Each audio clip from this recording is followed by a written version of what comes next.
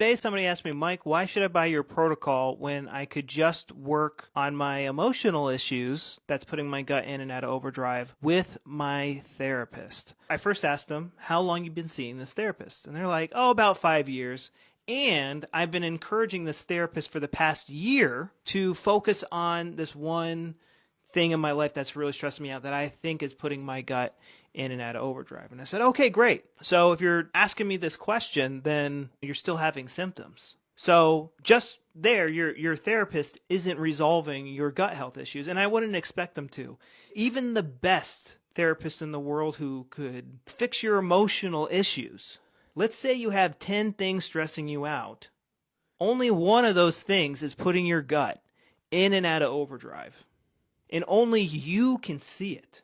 Even if your therapist was to shadow you all day long, even if I were to shadow you all day long, the only person that can make the connection and break the connection in your mind to stop putting your gut in and out of overdrive is you. We can say things to help provoke that thought or to provoke you accessing that memory that put your gut into overdrive and changing that memory. For a lot of you, it's buried in the subconscious. And the exercises that I made on these worksheets, I made them with an NLP expert and hypnosis expert to slowly yank up these memories so that you can alter them. And then it stops putting your gut in and out of overdrive. We're literally one thought away, one aha moment away from stopping putting our gut into overdrive. When we first learned German New Medicine, the popular thing to believe, and I believed it for a very long time too, is that I need to come to peace with this conflict in order to fully get better, consciously. And that's not always the case. A lot of the times we're subconsciously haunted by it, and your triggers, you might not even get an emotion. So just for an example, one of my triggers was having food, any food on, so if I was at the table eating and I only ate 75% of my food and I left the 25% there, I would get the urge to go to the bathroom. And it took me a long time to find this trigger. I felt maybe a hint on a scale from 1 to 10, I maybe felt a 1 or a 2 on the guilt range. And I'd have to go to the bathroom. And then one day, I realized, oh my God, this is from childhood where my parents would force me to eat all my foods. And I want to get rid of this crap on the plate, but I can't. And then the subconscious mind goes, I'll help you. I'll help you with diarrhea right here.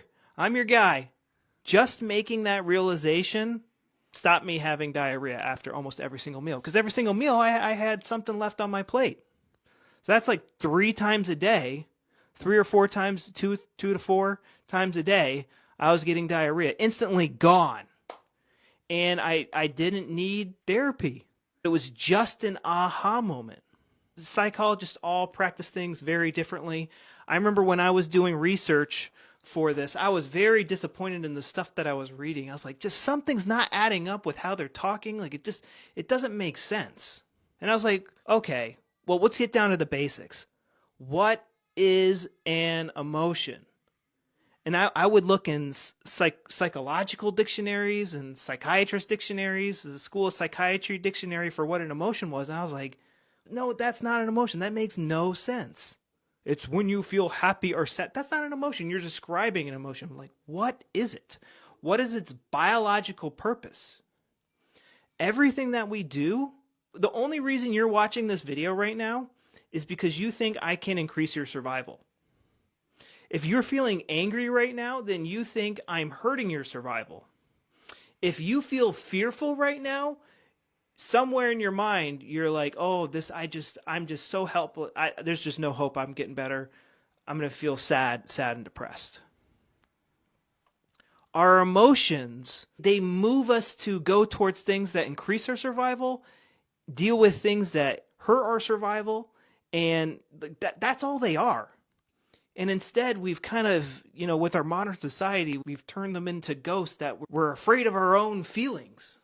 And it just becomes like we're chasing our tails over and over and over again.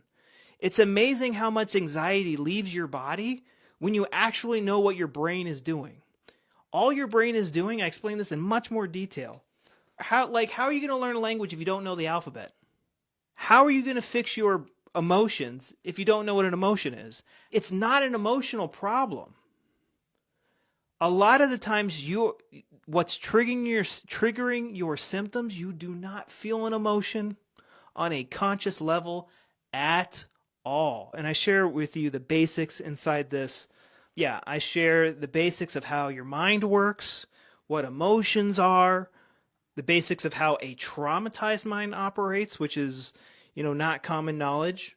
And I just don't know how you would get better without that knowledge inside your head.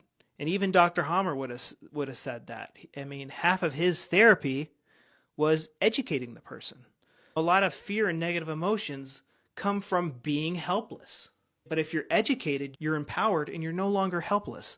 And that's what I aim to do with this course, is educate a person so they feel empowered and they're not dependent on anybody except themselves. And seeing therapists is like $100, $200 a session. That adds up pretty fast. This is a one-time investment you are going to use every single day for the rest of your life. And when you're doing therapy with somebody, you can better guide them and guide the conversation to help your symptoms.